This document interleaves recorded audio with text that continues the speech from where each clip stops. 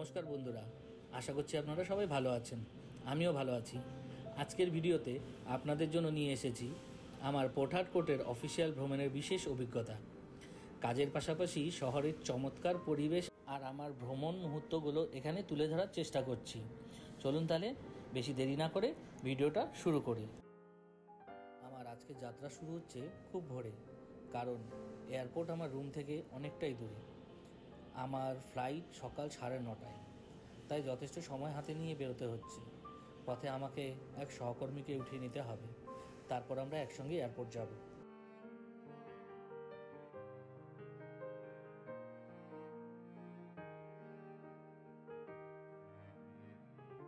আমি এসে পৌঁছে গেছি তার বাসস্থানের কাছাকাছি। এটি একটি ভারতীয় আবাসিক এলাকা। এখানে রয়েছে ভারতীয় রেস্তোরাঁ, ডিপার্টমেন্টাল স্টোর, যেখানে কি সমস্ত রকমের ভারতীয় পণ্য পাওয়া যায়, এবং রয়েছে এখানে নানান রকমের মন্দিরও। ভবিষ্যতের কিছু ভিডিওতে এই সকল এলাকার বিস্তৃত আপনাদের সঙ্গে শেয়ার করার প্রয়াস করব।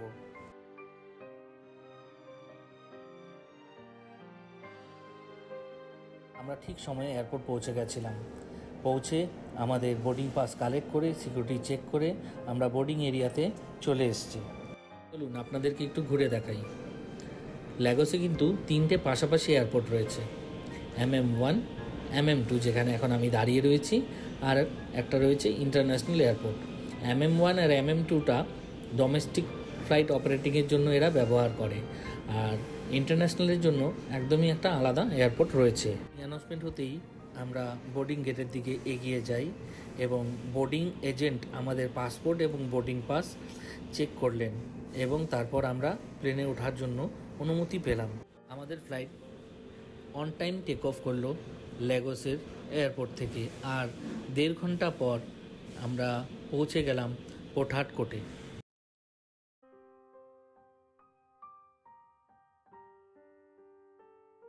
আমরা প্লেন থেকে নামলাম, এখন আমাদের লাগেজ সংগ্রহ করতে যাচ্ছি। এয়ারপোর্টটি ছোট হলেও খুব সুন্দর এবং পরিচ্ছন্ন। লাগেজ কালেকশনের যে বেল্টটা, এটা ছোট হলেও সুব্যবস্থিত। আমরা আমাদের লাগেজ সংগ্রহ করে বাইরের দিকে চলে এলাম। আমাদের ড্রাইভার আমাদের জন্য অপেক্ষা করছিলেন, এবং আমরা তাকে এয়ারপোর্টের গেটের কাছেই পেয়ে গেলাম। তিনি আমাদের স্বাগত জানিয়ে আমাদের গন্তব্যে যাওয়ার জন্য প্রস্তুত। আমরা বেরিয়ে পড়লাম আমাদের কাস্টমারের অফিসের উদ্দেশ্যে। পথের মাঝে পঠানকোট নাইজেরিয়ার কিছু কথা শেয়ার করি। পঠানকোট হলো নাইজেরিয়ার দক্ষিণে অবস্থিত একটি বড় শহর, এবং এটি রিভার্স স্টেটের রাজধানী। এটি নাইজেরিয়ার অন্যতম গুরুত্বপূর্ণ বন্দর শহর, কারণ এটি দেশের তেল শিল্প কেন্দ্রবিন্দু হিসেবে পরিচিত। শহরটি একটি বাণিজ্যিক এবং সাংস্কৃতিক হাব।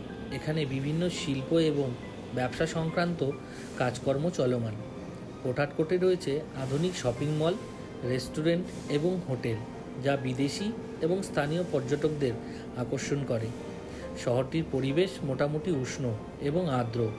বিশেষ করে বর্ষাকালে এখানে অনেক জাতির মানুষ বসবাস করে, এবং এর বৈচিত্র্যময় সংস্কৃতি এবং ভাষা খুবই সমৃদ্ধ।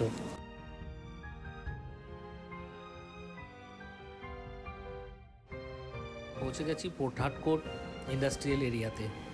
আমাদের কাস্টমারের অফিসও এখানেই। কিছু প্রোটোকলের জন্য আপনাদের সাথে এই ভিডিওগুলো শেয়ার করা সম্ভব নয়। মিটিং শেষ করার পর এবার আমরা সিটির দিকে চলে যাচ্ছি লাঞ্চের জন্য। পঠানকোটে বেশ কিছু ভালো রেস্টুরেন্ট রয়েছে। এখানে স্থানীয় এবং আন্তর্জাতিক খাবারের একটি বড় ভ্যারাইটি পাওয়া যায়। আর আমরা যাচ্ছি আজকে একটা চাইনিজ রেস্টুরেন্টে, যেটার মালিক চাইনিজ, আর ওখানের সব কুইজিনগুলো অথেন্টিক চাইনিজ রেসিপি দিয়েই তৈরি করা হয়।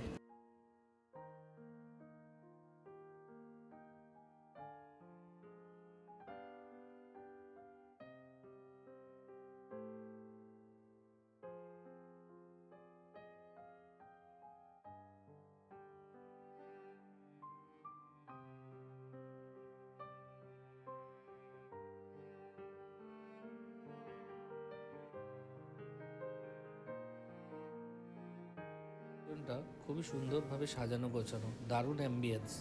এখন ফাঁকা দেখতে পাচ্ছেন, কিন্তু ইভিনিং টাইমে বেশ ভালোই ভিড় হয় এখানে।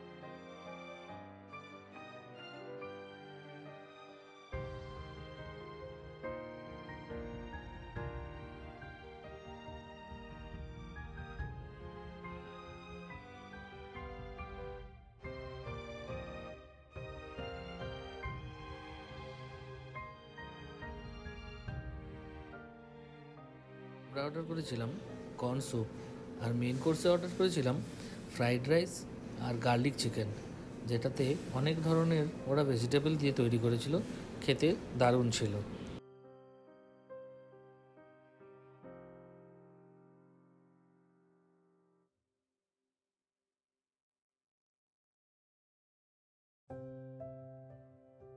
সেরে আমরা বেরিয়ে পড়লাম হোটেলের উদ্দেশ্যে, কিন্তু হোটেল যাওয়ার পথে আমাদেরকে কোনো একটা ডিপার্টমেন্টাল স্টোরে যেতে হবে, আর কিছু জিনিসপত্র আমাদেরকে সংগ্রহ করতে হবে আমাদের পরবর্তী যাত্রার জন্য।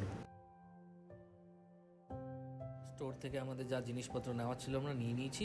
এবার আমরা চলে এসেছি হোটেলে।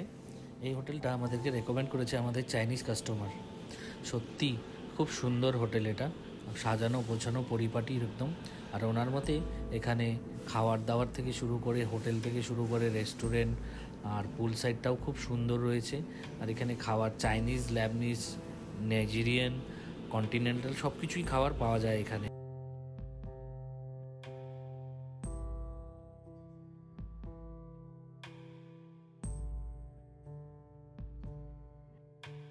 হোটেলে রুম বুকিং হয়ে গেল, সব নথিপত্র জমা টমা করে এবার আমি চলে এসেছি আমার রুমের ভেতরে। রুমটা খুবই সুন্দর, খুব ছোটও না খুব বড়ও না, বাথরুমটাও ঠিকঠাক আছে।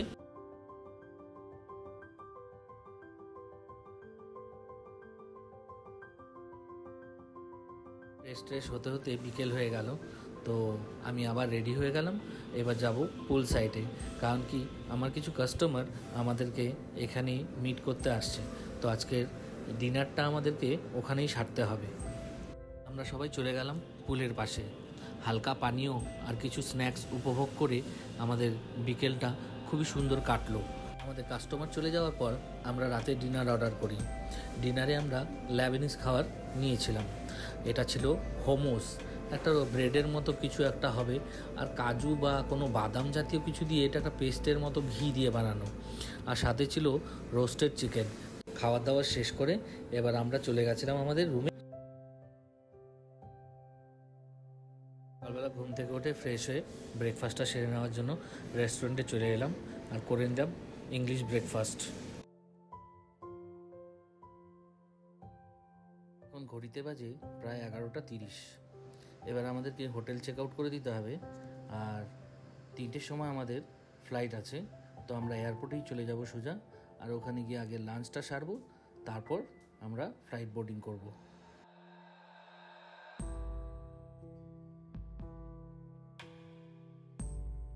হোটেলে চেক আউট হয়ে গেছে, আমাদের ড্রাইভার আমাদেরকে নিতে চলে এসেছিলো। এবার আমরা বেরিয়ে পড়ব এয়ারপোর্টের উদ্দেশ্যে।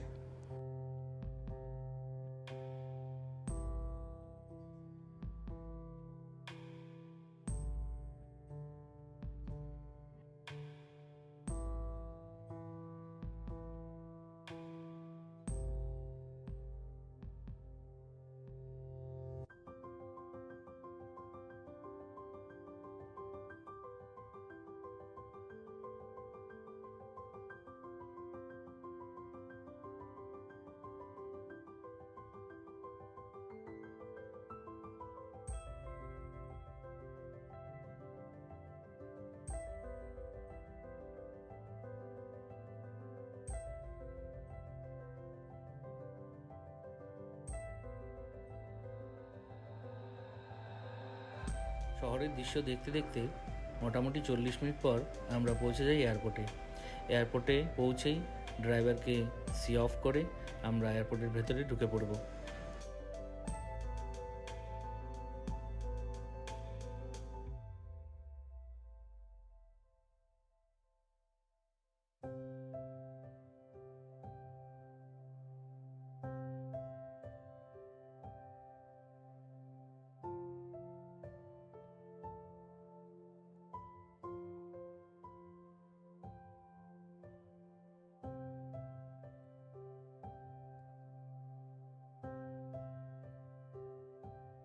এয়ারপোর্টে ঢুকেই সোজা চলে গেলাম ওখানের একটা রেস্টুরেন্টে। এয়ারপোর্টের ভিতরে অনেক ধরনের নাইজেরিয়ার খাওয়া পাওয়া যায়, তবে আমরা চাইনিজ ফ্রাইড রাইস আর গ্রিল চিকেন অর্ডার করলাম, সাথে একটা জলের বোতল আর কোল্ড ড্রিঙ্কস।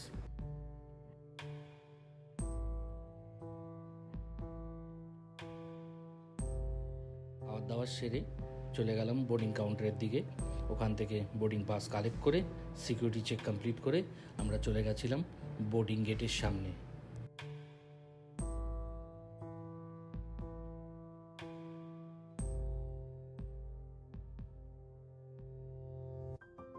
ঘড়িতে বাজে প্রায় 2টো। তার কিছুক্ষণ পরেই আমাদের ফ্লাইটটা এসে ল্যান্ড করলো পোর্ট হারকোর্ট এয়ারপোর্টে।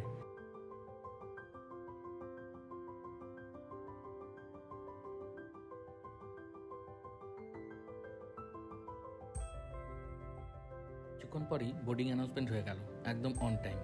আমি আমার হ্যান্ড ব্যাগেজ নিয়ে ফ্লাইটের দিকে এগোতে শুরু করলাম।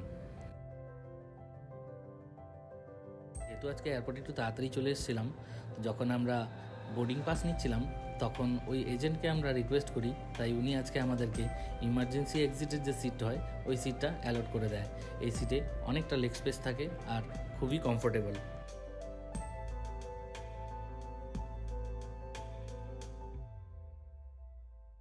আমি আমার সিটে বসে বাইরে জানলা দিয়ে দেখছিলাম আর অপেক্ষা করছিলাম ফ্লাইট টেক অফের।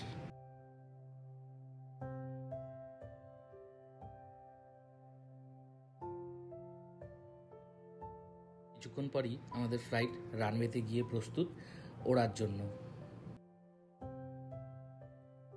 যথারীতি কানে হেডফোন গুঁজে গান শুনছিলাম, শুনতে শুনতে টেক অফ হয়ে গেল। এখন আমরা আকাশের ওপরে।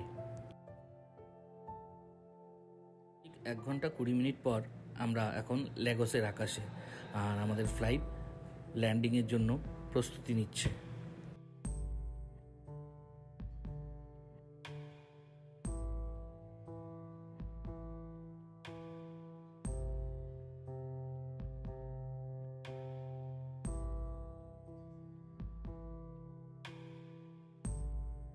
এরপর আমাদের ফ্লাইট ল্যান্ড করে যায় লেগোসের MM2 এয়ারপোর্টে। এবার প্লেন থেকে বেরিয়ে আমরা সোজা চলে যাব কার পার্কিংয়ে। ওখানে আমার ড্রাইভার আর আমার গার্ড এসে আমার জন্য অপেক্ষা করছে, আর ওদের সাথে আমি বেরিয়ে পড়বো আমার রুমের উদ্দেশ্যে।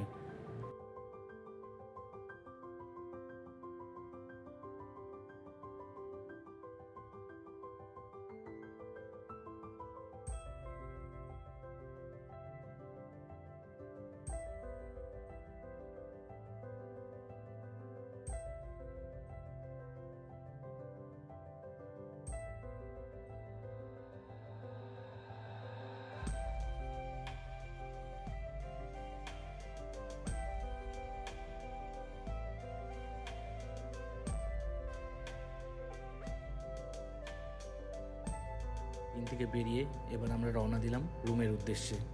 জ্যাম খুব একটা ছিল না, তবে আমাদের রুমে পৌঁছতে পৌঁছতে প্রায় 7টা বেজে যায়। ঠিক আছে বন্ধুরা, আজকের ভিডিওটা এখানেই শেষ হচ্ছে।